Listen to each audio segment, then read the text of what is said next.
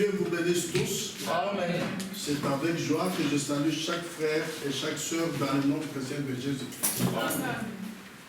Par la grâce de Dieu, nous sommes dans la maison de Dieu et nous croyons qu'il est au milieu de nous. C'est certain. Amen. Même si vous ne le voyez pas, il est au milieu de nous. Amen. Parce que nous venons ici pour le connaître. Jésus a dit, la vie éternelle, c'est qu'ils te connaissent, toi, le seul vrai Dieu. Amen. Amen. Amen. Je vous invite à vous lever. Nous allons lire aujourd'hui dans Luc 22, verset 7 jusqu'au verset 20. Luc chapitre 22.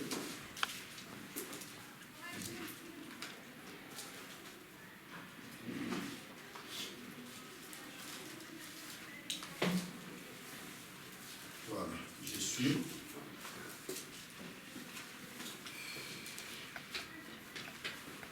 Du verset 7 jusqu'au verset 20. Je lis. Le jour des pains sans levain, où l'on devait immoler la Pâque, arriva. Et Jésus envoya Pierre et Jean en disant, allez nous préparer la Pâque afin que nous la mangions. Ils lui dirent, où veux-tu que nous la préparions? Il leur répondit, voici, quand vous serez entrés dans la ville, vous rencontrerez un homme portant une cruche d'eau. Suivez-le dans la maison où il entrera. Et vous direz au maître de la maison, le maître te dit, où est le lieu où je mangerai la Pâque avec mes disciples? Et il vous montrera une grande chambre haute, meublée. C'est là que vous préparerez la Pâque. Ils partirent et trouvèrent les choses comme il leur avait dit, et ils préparèrent la Pâque. L'heure étant venue, il se mit à table et les apôtres avec lui. Il leur dit, j'ai désiré vivement de manger cette Pâque avec vous avant de souffrir, car je vous l'ai dit, je ne la mangerai plus jusqu'à ce qu'elle soit accomplie dans le royaume de Dieu. Et ayant pris une coupe et rendu grâce, il dit, prenez cette coupe et distribuez-la entre vous, car, je vous l'ai dit, je ne boirai plus désormais du fruit de la vigne, jusqu'à ce que le royaume de Dieu soit venu. Ensuite, il prit du pain. Après avoir rendu grâce, il le rompit et le leur donna en disant, ceci est mon corps qui est donné pour vous, faites ceci en mémoire de moi. Il prit de même la coupe après le souper et la leur donna en disant, cette coupe est la nouvelle alliance en mon sang qui est répandue pour vous. Amen. Amen. Que Dieu ajoute ses bénédictions à la lecture de sa parole. Amen. Amen. Asseyez-vous, je vous en prie. À partir de ce passage biblique que je viens de lire, je désire vous parler sur la préparation du repas du Seigneur, ou ce que nous appelons communion.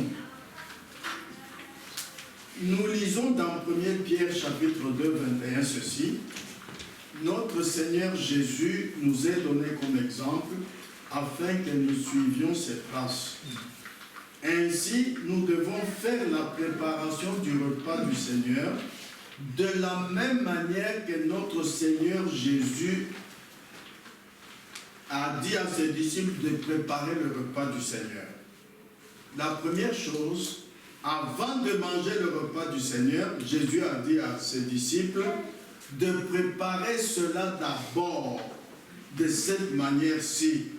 Nous lisons dans Luc 22, versets 7 à 14.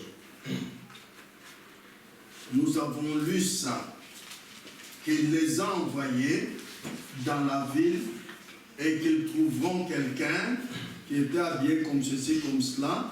Et lorsque les disciples sont allés, ils ont vu cet homme parce que Jésus ne ment point. Il est Dieu manifesté dans la chair. Amen. Amen. Ah. Maintenant, écoutez. Nous voyons que les disciples n'ont pas préparé cela à leur manière, comme eux ils voulaient. Non. C'est ça l'erreur de beaucoup de gens qui vont à l'église. Ne faites jamais quelque chose à votre manière, mais à la manière dont Dieu l'a dit, et c'est dans la Bible. Ils ont préparé cela comme le Seigneur Jésus a exigé. Et ils ont obéi totalement à ce que Jésus avait dit. Nous lisons également dans Jean 13, versets 1 à 5. Lisons. Jean chapitre 13, versets 1 à 5. Je lis.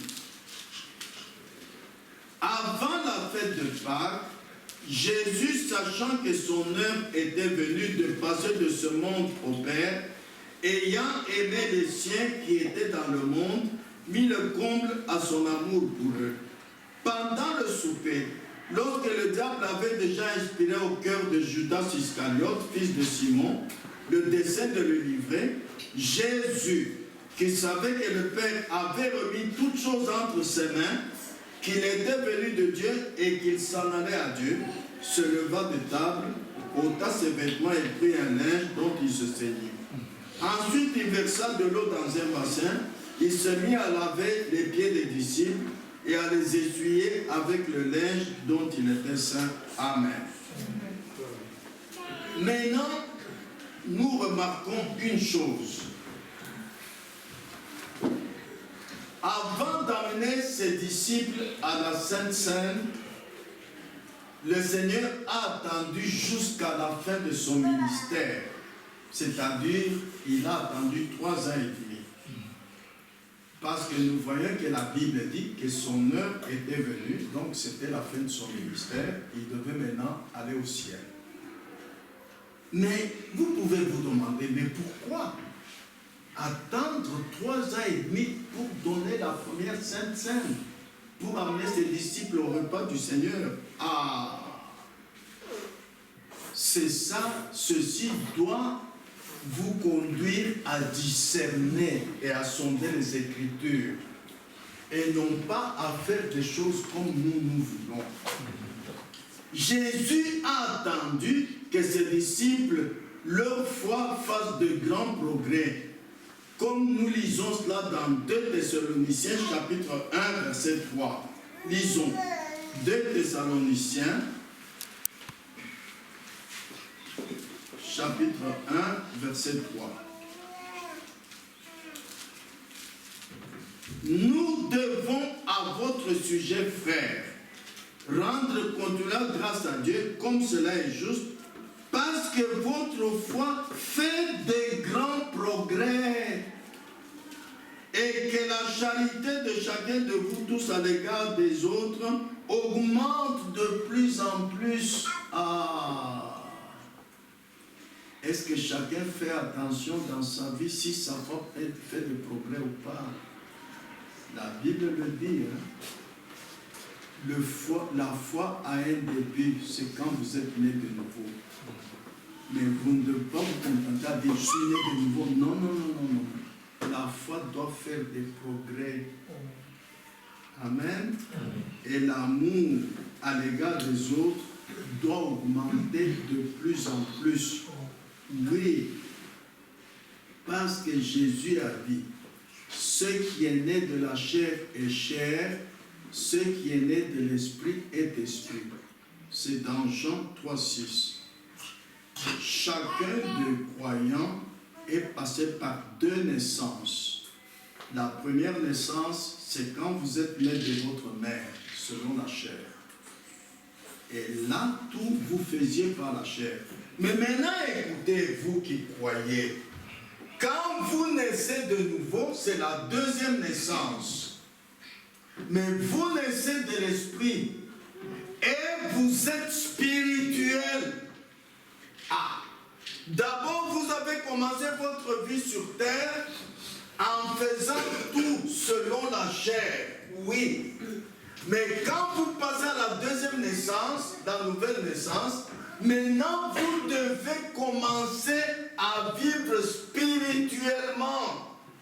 Voilà ce à quoi beaucoup de frères et sœurs ne font pas attention. Et quand vous êtes né de nouveau, c'est comme quand vous étiez né chez votre mère, vous étiez né bébé, vous ne saviez pas parler, vous ne saviez qu'une chose, c'est que Dieu avait mis dans votre vie, c'est de pleurer pour qu'on vienne vous donner ce dont vous avez besoin. Après, vous avez commencé à marcher, vous avez commencé à parler, vous avez commencé à courir, vous alliez de progrès en progrès. Amen. Amen. Ah, mais c'est un type de la nouvelle naissance.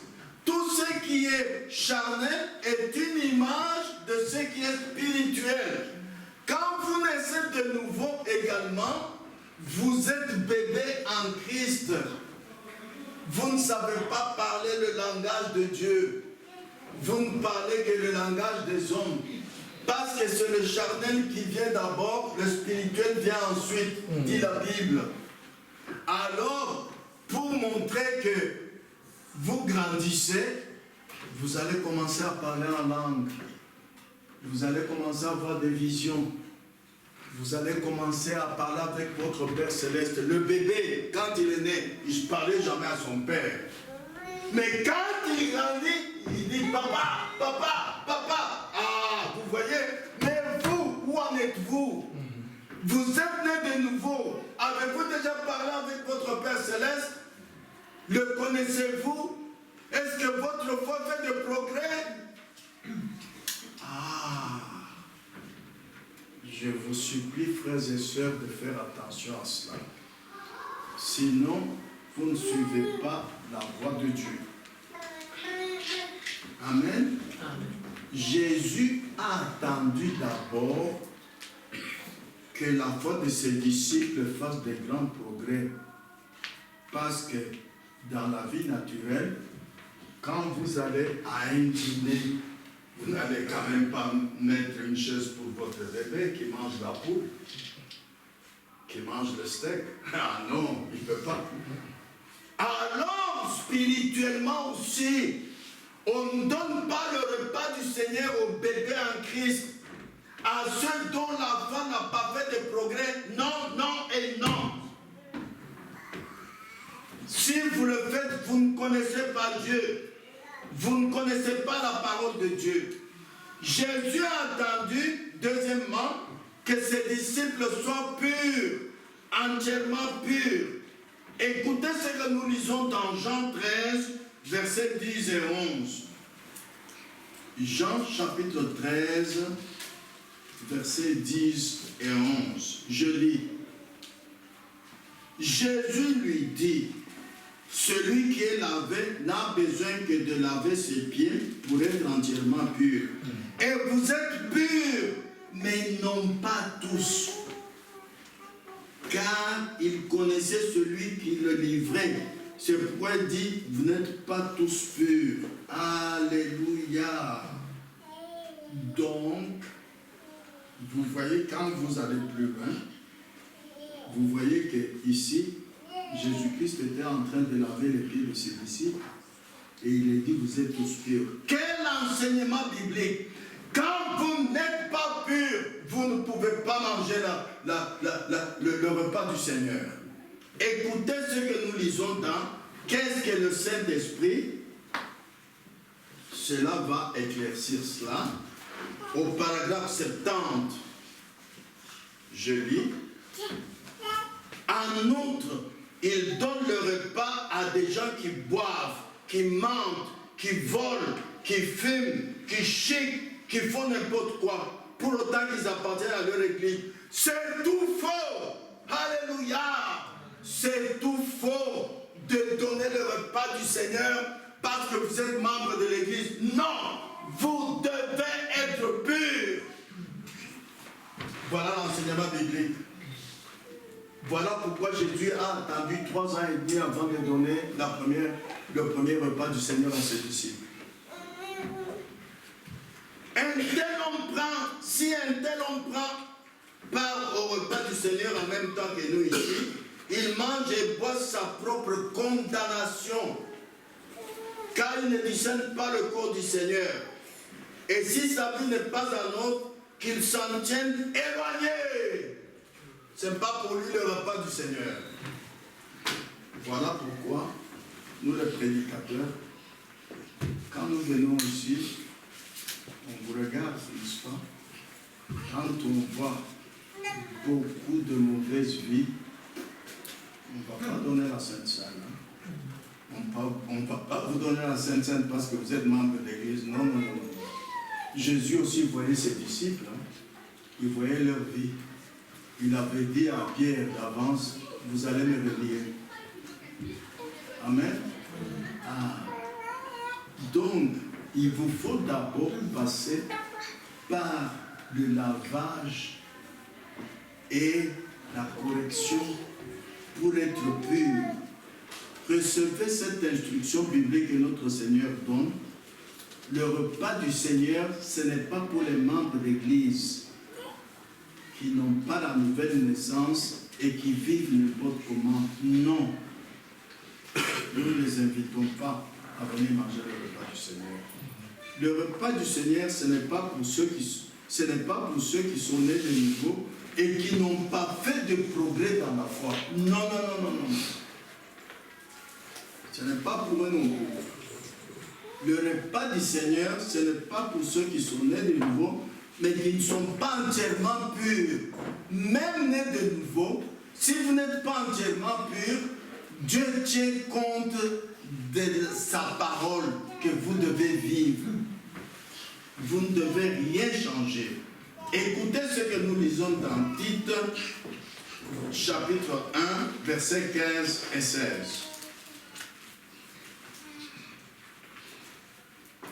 Tite, chapitre 1.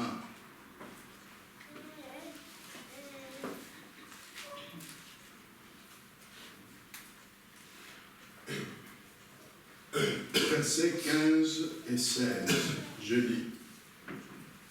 Tout est pur pour ceux qui sont purs, mais rien n'est pur pour ceux qui sont souillés et incrédules. Leur intelligence et leur conscience sont souillées. Ils font profession de connaître Dieu, mais ils le renient par leurs œuvres, étant abominables, rebelles, incapables d'aucune bonne œuvre. Ah, la foi sans les œuvres est morte, n'est-ce pas? Alors, nous regardons vos œuvres, ne vous contentez pas de dire, mes frères, je viens ici depuis 20 ans. Non, non, non, non. Les œuvres de la foi. Qu'est-ce que nous voyons? Nous regardons vos œuvres de la foi. Vos œuvres rendent témoignage de vous. Quand nous voyons vos œuvres, nous savons qui vous êtes. Oui, il est né de nouveau, mais il reste toujours bébé. Il ne fait pas de progrès. Il est né de nouveau enfant de Dieu, oui, mais il a une vie impure. Vous voyez? Ah! Nous ne sommes pas une dénomination pour vous faire appliquer la parole de Dieu selon notre volonté. Non. Jésus nous a enseigné à prier en disant que ta volonté soit faite. Nous voulons que la volonté de Dieu nous soit faite. Jésus a dit dans Jean 15, verset 3, je relis.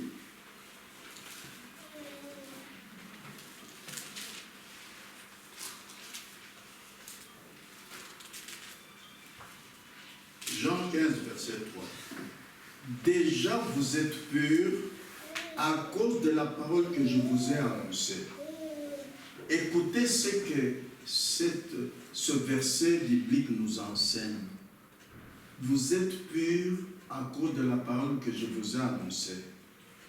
Parce que Dieu a dit dans Jacques, ne soyez pas seulement des auditeurs, mettez en pratique la parole que vous entendez. Quand vous mettez en pratique la parole que vous entendez et vous la rendez manifeste, alors vous êtes purs. Écoutez, vous croyants qui êtes nés de nouveau, comment être pur à cause de la parole qui vous est annoncée. Pas à cause de votre imagination. Non, non, non, non. Vous ne pouvez pas rester à la maison, lire, écouter les bandes et dire super. Non, Dieu vous quitte. Parce que les disciples allaient au culte chaque jour. Amen. Amen. Ah. Écoutez maintenant ce que nous lisons dans le combat. Au paragraphe 30. C'est très intéressant ça. Comment être pur? C'est par la parole que tu as entendue. Parce que la parole parlée est une semence. Toi, tu fais rien. Regarde un agriculteur, quand il sème la semence dans le sol, il part, il dort. C'est la semence qui fait le travail, pas lui. Lui, il ne s'est occupé que de semer. Après, la semence pousse, grandit. La même chose avec la parole. Quand Jésus a dit à ses disciples, allez prêcher la bonne nouvelle à toute la création, c'était aller semer la semence de la parole dans le cœur des gens quand ils écoutent la parole pure. Amen. Alors écoutez comment être pur. Le combat, paragraphe 30. Ne me dites pas que le diable n'existe pas. Je sais en quoi m'en tenir. Je dois le combattre chaque jour. Ainsi, je sais qu'il y a un diable et vous devez être entraîné pour le rencontrer. Pas être entraîné à la psychologie, non. Pas être entraîné à l'éducation, non plus. Mais entraîné par le Saint-Esprit. Écoutez maintenant.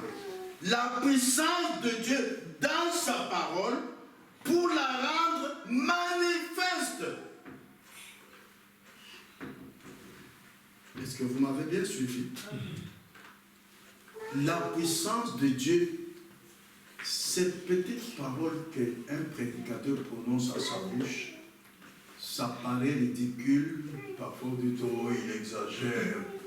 Oh, il parle trop longtemps. Oui, mais il y a quelque chose d'important. Qu'aucun homme sur la terre ne connaît pas et qu'aucun homme ne peut pas faire. C'est la puissance qui accompagne la parole de Dieu que vous entendez.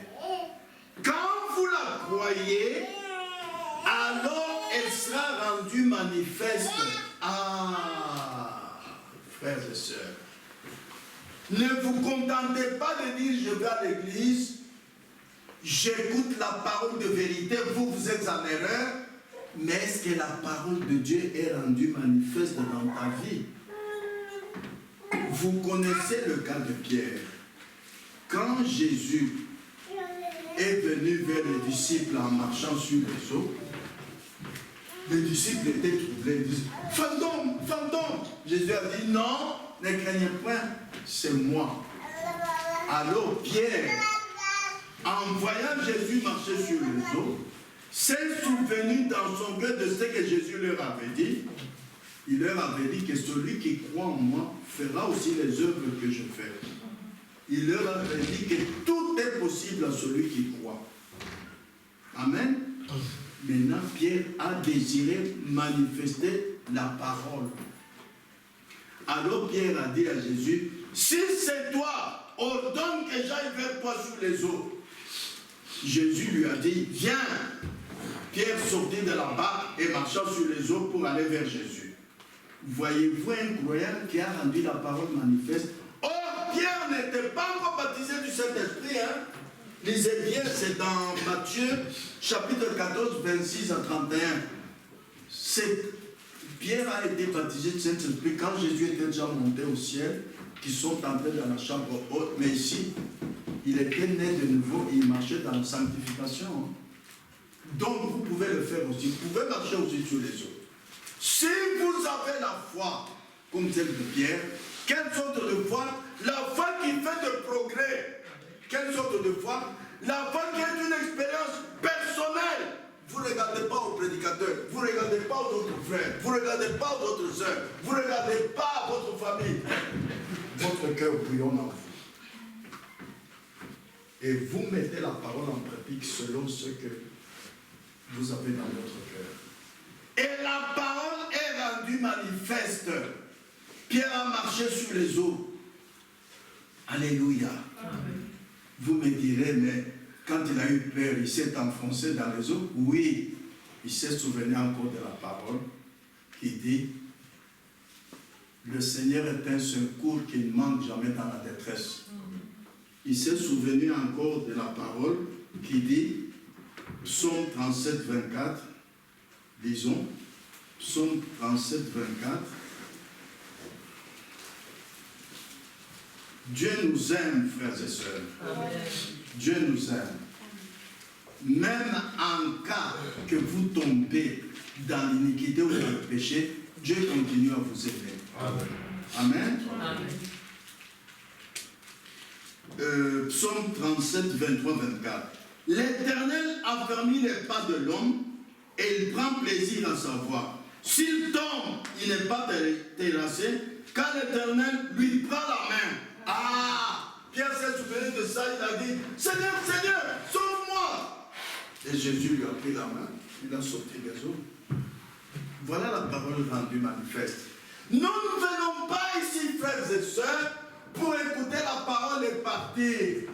Non, rendez-la manifeste. Même tout Bruxelles vous attend, vous. Ils disent que Dieu n'existe pas. Parce que vous ne rendez pas la parole manifeste. Si vous parvenez à rendre la parole manifeste, à faire ce qu'un homme à Bruxelles n'a jamais fait, les gens croiront: ah, Dieu est avec cet homme. Ah, Dieu est avec cette femme. Ah, Dieu est dans cette église. Rappelez-vous, Acte 5, 12. Les disciples, les gens venaient avec le malade. N'importe quelle maladie, ils criaient et le malade était guéri. Alors les gens ont commencé à venir beaucoup dans leur église. Parce qu'ils ont rendu la parole manifeste. Frères et sœurs, réveillez-vous. Nous ne sommes pas une dénomination pour nous contenter d'être membres d'église. Il est grand temps que vous rendiez la parole manifeste. Amen. Amen. Regardez la foi de Pierre. Oui, Pierre a toujours essayé de recevoir quelque chose de Dieu. Pierre a toujours essayé de savoir qu'est-ce que ça signifie ça. Et c'est toujours Dieu qui lui a répondu. Voilà ce que c'est qu'être dans une église de Dieu. C'est essayer d'être en communication avec Dieu qui est dans l'église. Amen. La Bible dit dans Hébreux 11.1, la foi est une ferme assurance. Quand tu crois à une chose, il n'y a pas assez de gens sur la terre pour venir vous enlever de ça, comme Méchach, Shadrach, Abednego dit: non, non, non, non. Même si vous nous jetez dans le feu, nous n'allons pas nous agenouiller devant la statue. Nous allons nous obéir à la parole de Dieu, c'est tout. Une ferme assurance. Même si on veut vous tuer, dit: tuez-moi. Moi, j'obéis à la parole de Dieu. Voilà la foi. Deuxième chose, la Bible dit que la foi est une démonstration des choses qu'on ne voit pas. Tu n'as jamais vu personne marcher sur des eaux. Et tu dis un jour: savez-vous que je peux marcher sur l'eau ici? Ah non, va-t'en. Toi, tu es ridicule. Moi, je peux marcher sur les eaux ici. Avez-vous déjà dit ça un jour? Ce que vous croyez, c'est ce qui vous arrive, dit la Bible. Pierre croyait dans son cœur qu'il peut marcher sur les eaux. Il a marché. Toi aussi, tu peux le faire, mon frère. C'est ça, manifester la parole. Et la foi comme celle de Pierre, c'est une expérience personnelle. Nous lisons dans Hébreux 5, verset 13, ceci. Hébreux chapitre 5, verset 13.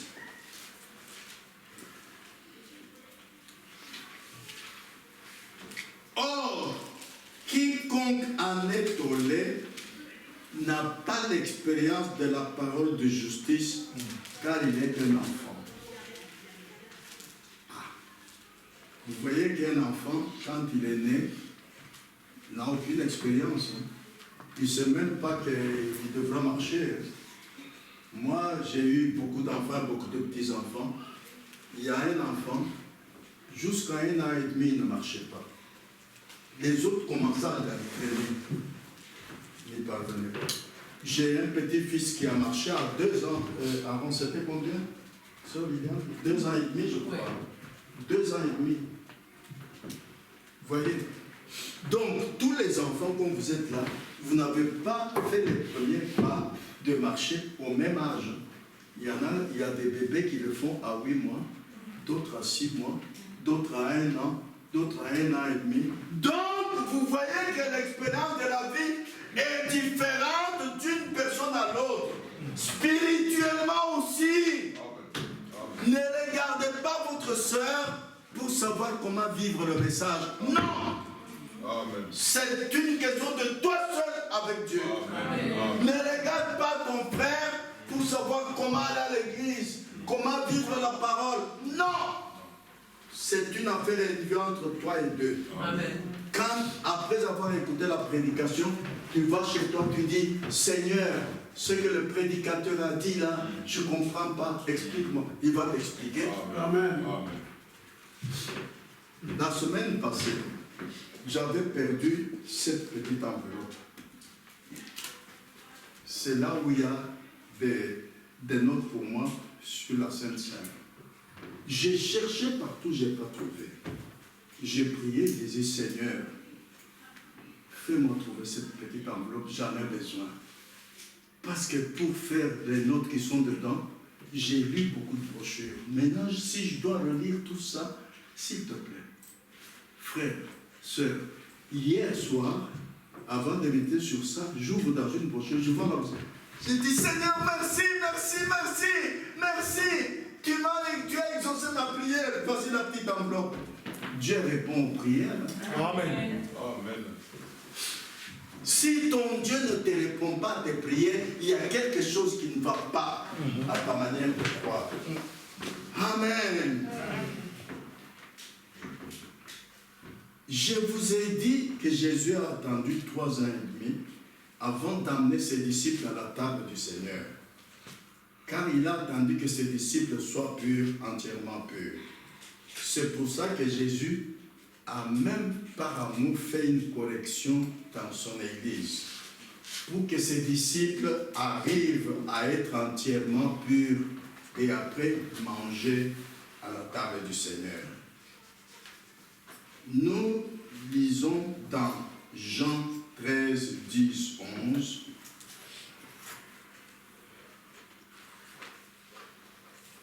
Regardez la correction que Jésus avait faite pour que ses disciples arrivent à être dans la pureté. Jean 13, versets 10 et 11. Jésus lui dit, celui qui l'avait n'a besoin que de laver ses pieds pour être entièrement pur, et vous êtes purs, mais non pas tous. Car il connaissait celui qui le livrait, c'est pourquoi il dit que vous n'êtes pas tous purs. Écoutez maintenant Jean 13, 17 et 18. Je lis. Si vous savez ces choses, vous êtes heureux, pourvu que vous les pratiquiez, pourvu que vous mettiez la parole en pratique. Même si pour vous c'est impossible de mettre en pratique, Dieu nous a donné le Saint-Esprit qui nous conduit. Dieu nous donne l'onction. Amen. Amen. Écoutez maintenant le verset 18. Car ce n'est pas de vous que je parle, je connais ceux que j'ai choisis, mais il faut que l'Écriture s'accomplisse. Écoutez maintenant le verset 21 à 27. Avant, ayant ici parlé, Jésus fit troubler en son esprit. Et il dit expressément, en vérité, je vous le dis, l'un de vous me livrera. Les disciples se regardaient les uns les autres, ne sachant de qui il parlait. Un de ses disciples que Jésus aimait était couché sur le sein de Jésus. Simon-Pierre, lui fit signe de demander qui était celui dont parlait Jésus. Et ce disciple, s'étant penché sur la poitrine de Jésus, lui dit, « Seigneur, qui est-ce » Jésus répondit, « C'est celui à qui je donnerai le morceau trempé. » Et ayant trempé le morceau, il le donna à Judas, fils de Simon Iscariote. Dès que le morceau fut donné, Satan entra dans Judas. Jésus lui dit, « Ce que tu fais, fais-le promptement. » Amen. Amen. Je m'arrête un peu là. Frères et sœurs, le Seigneur est ici au milieu de nous. Les démons aussi sont ici. Ne l'oubliez pas. Toute mauvaise pensée qui vient dans votre cœur, toute critique contre ce que le prédicateur prêche, c'est un démon. Faites bien attention. C'est un démon. Maintenant, écoutez le verset 30. Judas, donc, Jean 13, 30. Judas, ayant pris le morceau, se hâta de sortir et il était nu. Amen. Vous avez suivi? Après avoir entendu la correction faite par notre Seigneur Jésus, il ne vous oblige pas à cesser de faire le mal que vous faites. Cela dépend de vous. Ou vous acceptez, vous vous repentez et vous continuez à suivre Jésus, ou vous le quittez, vous dites non, moi je ne vais pas. C'est ce que Judas a fait. Après avoir entendu la correction faite par notre Seigneur Jésus, il y a 3 catégories de gens, même aujourd'hui. Première catégorie, ce sont ceux qui ont entendu la correction, mais ne veulent pas se repentir et ne vont pas manger le repas de Seigneur, ils quittent même le Seigneur, comme Judas. La deuxième catégorie, ceux qui ont entendu la correction et ils se repentent, mais après la repentance, leur cœur reste attaché au mal, alors ils sont comme un chien qui a vomi et qui retourne à ce qu'il a vomi et le mange encore. Oh! Écoutez Proverbe 26, verset 11. On peut lire. Proverbe 26, verset 11. Je lis.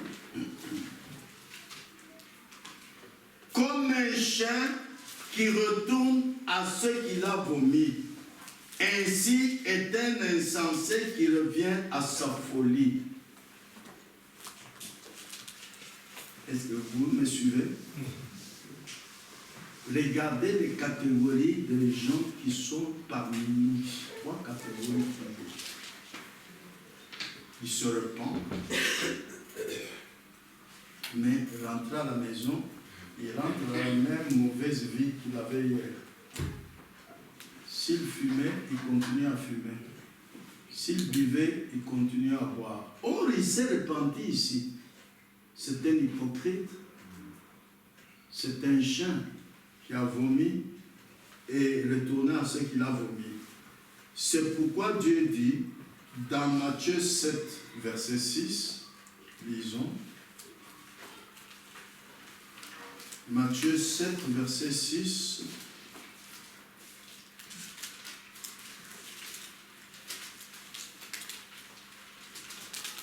Ne donnez pas les choses saintes aux chiens. Le repas du Seigneur, c'est une chose sainte ou pas? Oui. Nous ne donnerons jamais la Sainte Seine aux chiens, c'est-à-dire un frère et une sœur qui s'est repenti, mais quand il rentre dans sa vie privée, il revient à ce qu'il s'est repenti ici à l'église. Oh Seigneur, pardonne-moi, pardonne-moi Seigneur, j'ai dansé dans une fête d'anniversaire, pardonne-moi. Quand il dit ça aujourd'hui, ce soir, on l'invite encore à la fête et il va encore danser. Voilà le chien. Voilà le chien.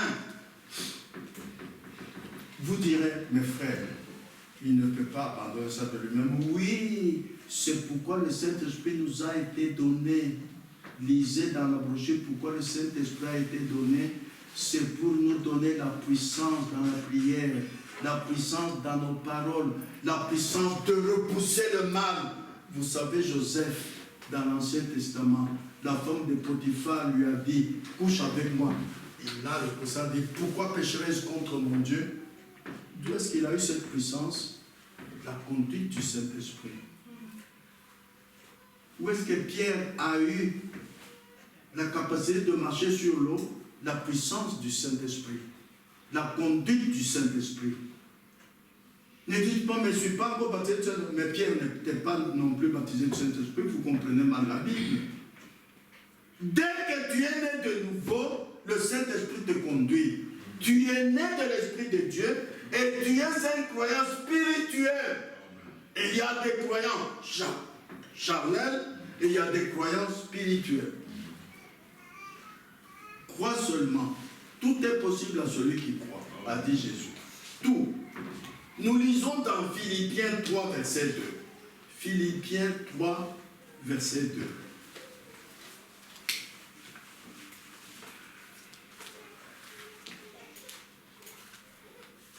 Philippiens 3, verset 2. Jésus.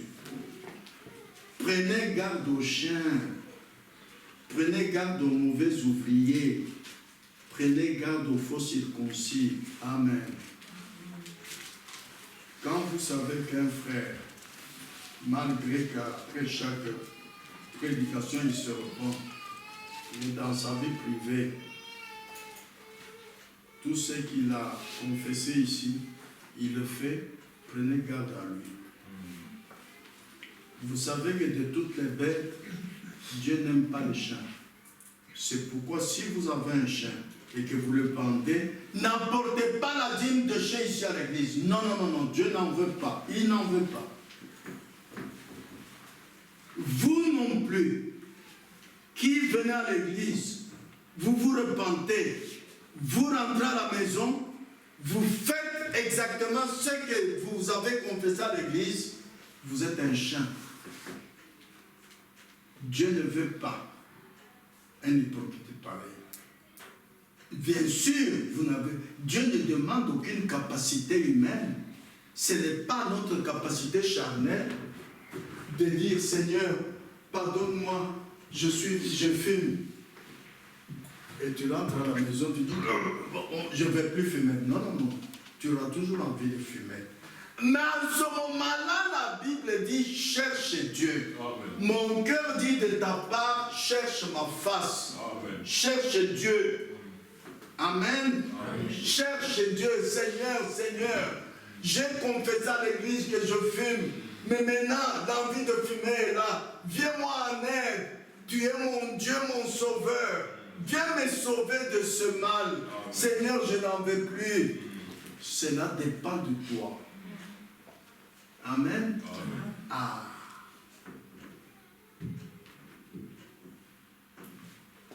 Matthieu 15, 27, c'est le dernier verset. Parmi ceux que nous lisons ici, Matthieu 15, 27 dit ceci. Oui, Seigneur, dit-elle, mais le petit chien mange les miettes qui tombent de la table de leur maître.